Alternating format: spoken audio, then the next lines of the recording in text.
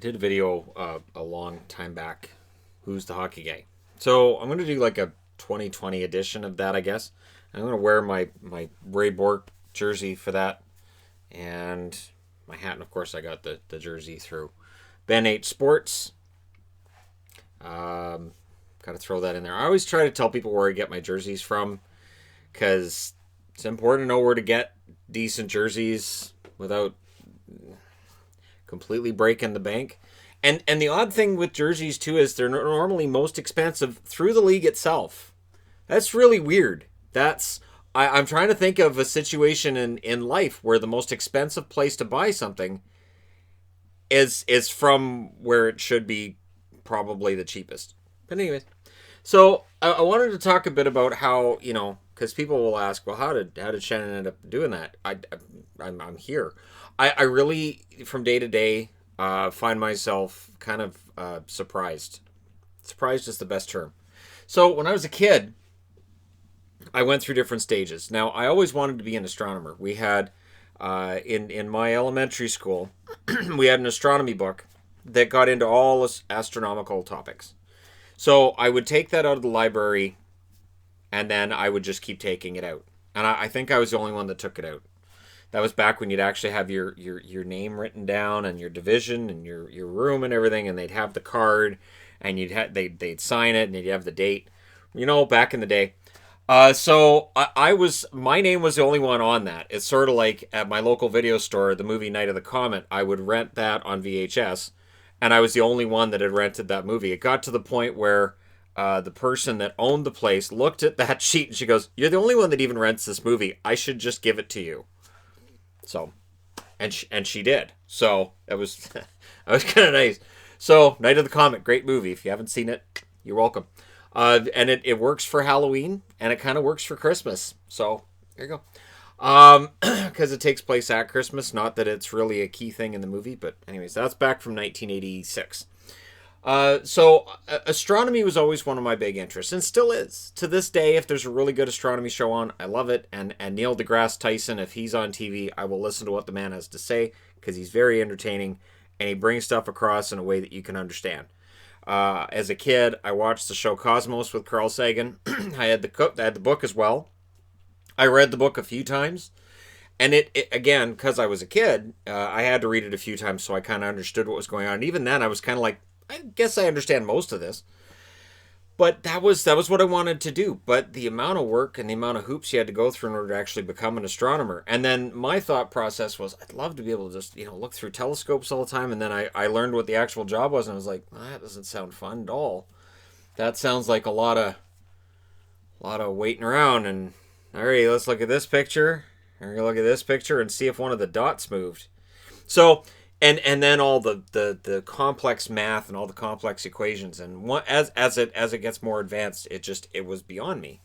So again, I still have tremendous respect for people that do it. I will watch How the Universe Works. I have that on DVD. I have all kinds of DVDs that are in that realm, and I still sit and watch them from time to time because they're fun.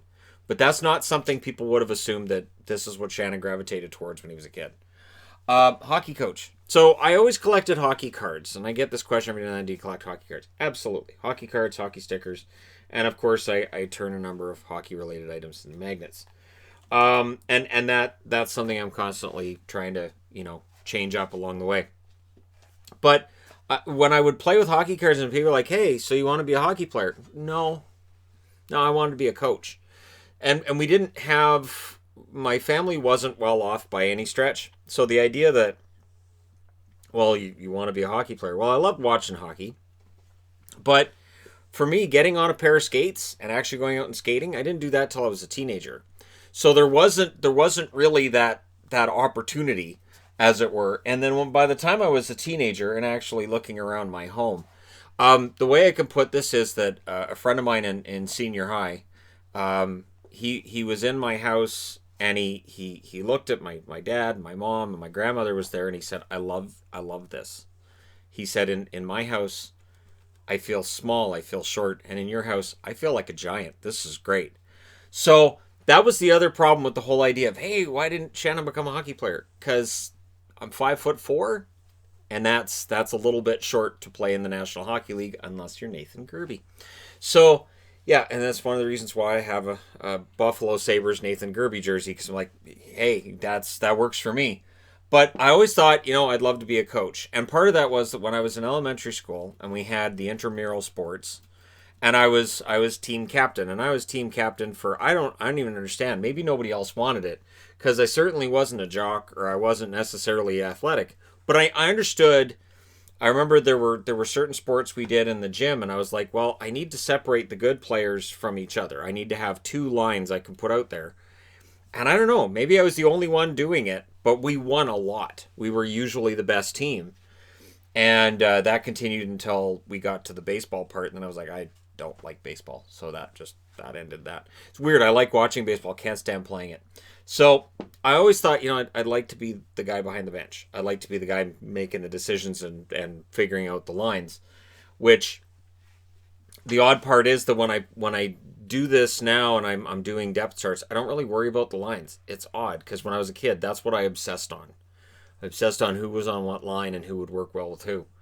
And then there was the DJ part. So I'm old enough to remember mixtapes. Remember mixtapes? If you're as old as I am, you remember mixtapes.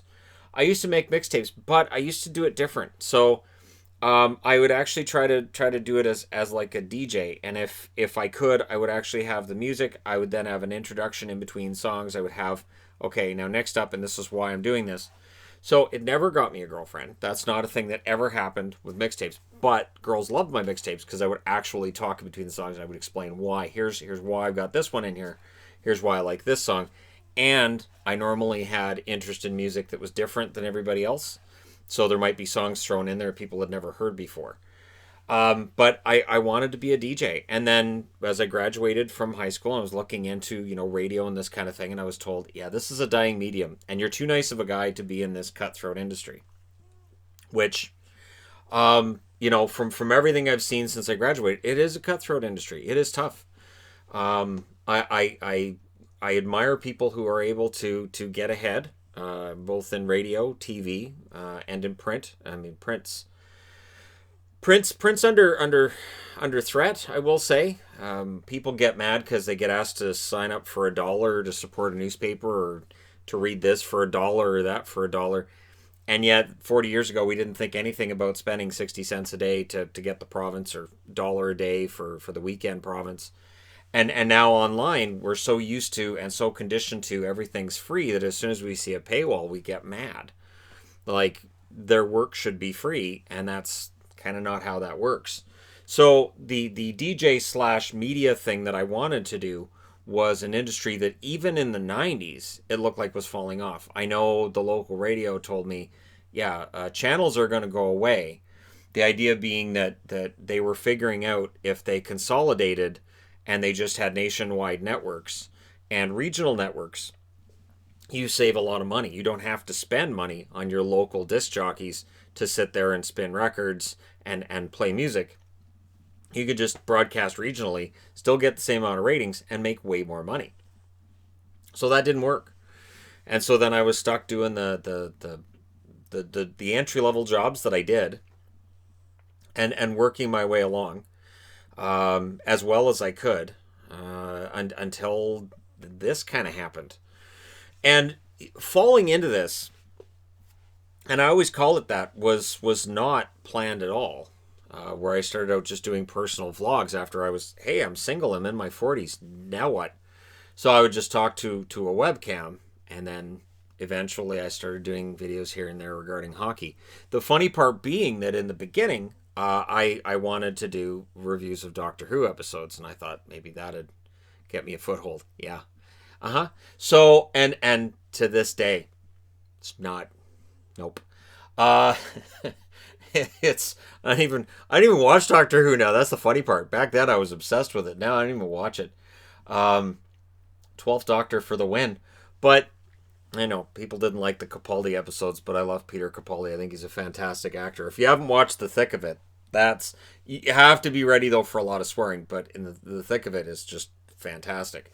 But yeah, and once I saw that hockey was where the views were, that's where I went. That's how I ended up here. And I just went with it. And this is why when people are like, "Oh, I've got a new channel. What's your recommendation? What should I do? I've got a new." I don't know, because I didn't know. I started recording, uh, webcam videos in 2014, and I didn't get a foothold with this channel till 2016. So it took me 2 years to get it right, a little bit over 2 years to get it right. And so yeah, it's one of those things that now I look at the channel and the growth that it has, and I'm happy about that, obviously, and I'm humbled by the whole thing, and it's been an incredible opportunity for me to meet people and for me to travel. Not this year, obviously, and yet, we did travel in January. We did go to Disneyland. That was an amazing time. We've been to the city of Las Vegas. I think it's 3 times. It might be 4, but I think it's 3. We were supposed to go twice this year minimum, and then of course everything shut down, so we couldn't go. But I'm very thankful for everything that I've got here, and every day I do videos because I know there are people that count on them. Every day I do videos because it's my job. And one thing I learned with the various jobs I've had over the years is, work hard. You feel better at the end of the day if you've worked hard, if you've done your job. I know it at any job I've had. There have been certain tasks, certain jobs at those jobs that people are like, well, don't learn that, or that's all you're going to get to do. Oh, you don't want to do that part of the job because then that's all you're going to be doing. And so I'd be like, all right, well, I guess that's all I'm going to be doing then, because I would end up doing the jobs that other people didn't want to do. Which, sometimes I'd be kicking myself at the end of the day because I was, maybe they were physically demanding, maybe they were just stressful. But at the end of the day, I'd say, well, I did a good job. I would feel like as I left my job, whatever that job was, I would feel like, all right, I did my job today. I did well, I think, for me, and I always had a high standard, and I would then try to exceed that standard the next day. I would actually, if it was something that I was, like, for instance, if I was weighing off product, I would then have those totals, and day in and day out, I would try to see if I could exceed those totals, even though exceeding those totals meant that I was going to be a lot busier. And again, on days where I really pushed myself, my shoulder would be killing me, my back might be killing me, but I felt like I did a good job. And again, I would always be saying, "Oh, I can't stand it. How are you doing that job? I can't stand it." Yeah, that's why I'm the one stuck on it all day. So, and that's the give and take. So for me, it's not a big deal that I do videos every day. For me, it's not a big deal that I'm going to be coming up with video topics until next season, and we don't know when next season's going to be. It might be in January, might be next October. We just don't know. So it's still, I've been driving myself to do better and be better, and I don't focus on the numbers on this channel so much, but I make sure that it trends in the right direction. In general, I look at it and go, I've got to make sure this is trending in the right direction, because as soon as that changes, that means that there's something wrong. And again, if we don't have hockey till next October, there's going to be some major ebbs and flows in terms of traffic on the channel and all that. But that's why the second channel's there as well. And one thing that I've been looking at over the last few weeks is that if I can get the Entertainment Guy channel, which has been primarily baseball and basketball, or baseball and football, but I mean, I set that channel up just to talk about other things that aren't hockey related, so TV, movies, music, that kind of thing. My wife and I've reviewed concerts we've gone to on there. We've reviewed movies we've watched on there, that kind of thing. If I build that channel up as well, and that could be kind of my pet project. So still doing the videos on this channel every day, 4 or 5 videos a day in all likelihood, and then putting up a couple a day on the other channel is the goal. Yesterday there wasn't a whole lot going on in the entertainment world, so there really wasn't anything for me to report on. But I'll be watching the World Series tonight, and this is why. Hockey's down, so again, it's about evolving for your circumstance. When I would change jobs before I became a YouTuber, there were numerous reasons why I might make a change. It would sometimes be that I felt like I had gone as far as I could in that job. It might be that I felt like I had a better chance to make more money at a different job. It might be that the shift would be better. Maybe it was closer to home. And now with this, any changes I make within the channel or any changes I make with the other channel. It comes down to traffic. It comes down to adapting. It comes down to what I think strengths are for me, or perhaps weaknesses. One example would be, years back, my weakness was the draft. I didn't really have, in terms of prospects, I didn't really have enough knowledge with prospects. And now when the draft came around in 2020, I was pretty set for it, thanks to Hockey Prospect, thanks to Elite Prospects, thanks to Sportsnet, TSNs, all of these lists, all of these prospect reports and scouting reports. It really helped, and it's made a huge difference. And I really doubled down on the draft this year, in part because of the pause. So the pause definitely helped with that as well. But I'm going to do that for the 2021 draft as well, because I do believe that those prospect videos will be evergreen content, where people can come back 2, 3, 4 years later. And that's kind of been the key thing too. So there you go. An updated look at who this guy is. For some who may be new subscribers, and maybe there's some new information in there for older subscribers as well. Anytime I do a video like this, I try to include stuff I may not have talked about before. So there you go. I enjoy doing videos every day. I enjoy being here every day. And I try to make sure there's varied content, and I try to make sure I'm covering every team, because that was kind of the key when I started up. Was, okay, so there's certain teams that get all of the attention. Based on which hockey websites you go to, you're going to get a lot of headlines regarding one team or another. I want to talk about teams that don't get any attention as well. So I try to make sure I'm covering every team equally, and it's a lot of fun. So thank you guys for all your support, for helping the channel reach to the level that it has. And if you haven't hit like and subscribe, by all means, go ahead. And I owe you a debt of gratitude for helping me make this my job. And there will be a change soon, as I've got 2 more of those banners on order. So I'll be moving things around a little bit. But the set's pretty much the way I want it to look. I love the Bo Horvat picture there with the Bruins. That all kind of came together nicely.